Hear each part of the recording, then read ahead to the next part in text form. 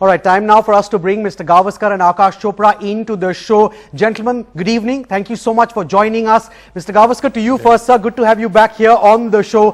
First up, it's a big occasion, the 500th test overall for Team India. And since you have been one of the biggest legends really of Indian test cricket, before we get into the heavy duty stuff, I have to ask you your best memory, sir, from the tests that you played, the best test memory you have. Of Kanpur or no, overall from your the career. test that I played or watched. I think overall from my career it has to be my debut test which India won against the West Indies.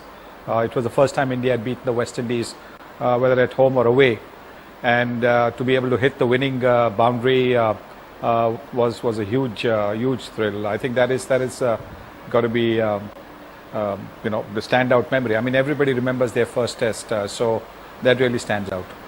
Right, and picking up from that, I'm sure Virat Kohli is one who would want to perhaps hit the winning runs, if not a boundary, in this, the 500th test for Team India. Let's talk about that long home test season ahead. Aakash, it's not just the 500 tests for India. Team India also have now the chance to go back to #1 on the test rankings. Kohli usually is someone who does not need a lot of motivation, but there's plenty of motivation here for the entire team. Yes, for the entire team, and I don't think that they are thinking too much about the rankings, because I think it's just a byproduct of playing good cricket. All of us know, and I'm sure they are also aware, that if they go on to win handsomely at home, and we've got as many as 13 test matches in the next 6.5 months, so you know that if you do well, you will eventually be at the top. So you want to be ruthless, you want to start the home season strongly, and also silence a few critics, and also your demons in the head, because we've had a fair share of criticism as regards to Indian players, the current crop of Indian players playing against spin bowling. They aren't the best is what everybody is saying. So time is ripe to prove everybody wrong and actually put the thing or record straight. Right, Mr. Gavaskar, of course this Kanpur track is expected once again to help the spinners. But Anil Kumble, the Indian coach, has actually gone on record to say that Team India has not asked for turning tracks. Now, if you read in between those lines a little bit, perhaps the message that's also going out is that this Team India is not going to underestimate the spinners that the travelling Kiwis have in their ranks as well. Well, they certainly will do well to remember that, for the simple reason, remember the first World T20 match played at Nagpur earlier in the year. The Kiwi spinners bundled out the Indians, and India lost that game. So yes, I think they are aware of the fact that the New Zealand spinners are a handful. They can, if they get some help from the pitch, assistance from the pitch, they can cause problems. So clearly, I think the instructions are just prepare a normal Indian pitch, which is pretty good for batting for the first couple of days, and maybe start turning. The ball will start turning from day 3 and day 4. There will be, of course, a bit of turn days 1 and 2, but not the vicious turn that we saw against the South Africans last season.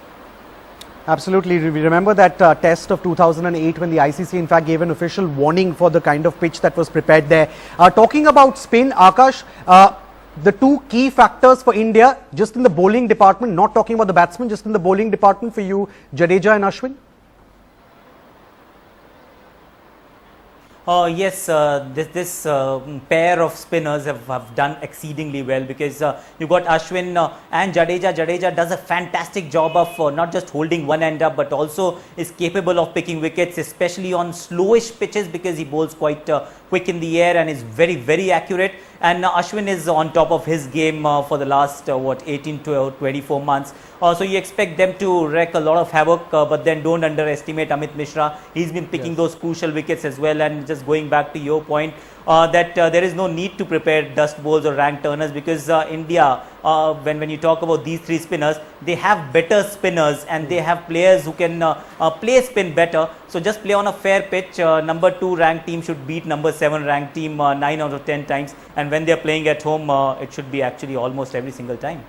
Right, now let's staying with the bowling department, but switching to the pace department from the spin one. Mr. Gavaskar, Ishant Sharma, of course, been ruled out of this Kanpur test, but there's enough bench strength in the pace department for the team management to be really worried.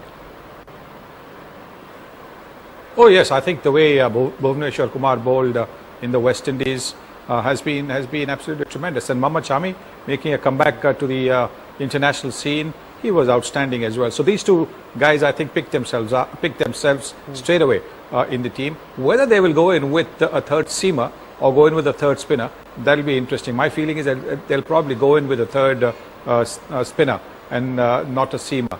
But if Ishant had been fit, maybe it would have been 3 seamers and 2 spinners. But we'll just have to wait till tomorrow. Right. Also, Mr. Gavaskar, talking about the openers now, switching again from bowling to the batting. I remember speaking to Aakash a short while back, and he had picked the 2 openers that he would like to see play for India in this Test series. Who would you like to see? Because we have that trifecta of Dhawan, KL Rahul and Murali Vijay. Who would you like to see as the 2 openers for India? Oh, I would actually like to see all 3 of them play. I'd like to see Shikhar Dhawan open the batting with Murali Vijay, KL Rahul at 3. Virat Kohli at 4 and Ajinkya Rahane at 5. I think that would be my batting lineup. If they're going to go in with 5 batsmen and 5 bowlers, as they've been saying, I think that would be my batting lineup. But then you can't ignore the form of Cheteshwar Pujara. He's got a big double hundred in the Dulip Trophy. So I guess he makes a case. But I would go in with regular openers, and that would be Shikhar Dhawan and Murali Vijay. Again, a left-hand right-hand combination. That would be my choice. Right. Let's talk a little bit about the Kiwis now, Mr. Gavaskar. Do you see Kane Williamson as the biggest threat for India as far as the Kiwis are concerned? Because they do have, as we ran in that package of ours, a couple of other big names who could be potential match winners in the likes of Ross Taylor, Martin Guptill and even Trent Boult. No team should ever make the mistake of focusing only on one individual in the opposition, because that's where the others who you don't pay too much attention to can come in and do the dirty on you. So therefore, I think while Kane Williamson is going to be the biggest threat, surely, because the kind of form he's in, because the kind of class that he brings to batting. Don't forget, Ross Taylor has been in very, very good form over the last year or so in all forms of the game.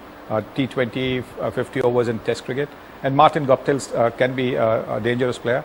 Tom Latham, the left-handed opener, he's done well. He's finding his feet at the international level, but the way he has batted in South Africa and even earlier on does indicate that he's got class. So I think the New Zealanders do have a pretty good batting lineup, and their bowling, the seam attack, is really something that the openers need to watch out for, and that's why I would like a left-hand right-hand combination, because the biggest threat to India's batting is going to be their opening attack, and that can be pretty lethal. If you don't have the kind of opening pair to go against them. Right, of course, you always want to see quality Test cricket and 2 quality teams taking on each other. This might be a home series for India, and the Kiwis might be number 7 in the Test rankings, but they do have, as Mr. Gavaskar pointed out, a number of key players in their ranks. Picking up from where he left off, Aakash, we will also play teams like England and Australia in this very long home Test season ahead. In that context, how important is this particular series against New Zealand? How much will this series set the tone? I think it will tell us a lot about how this young crop of Indian batsmen are handling spin.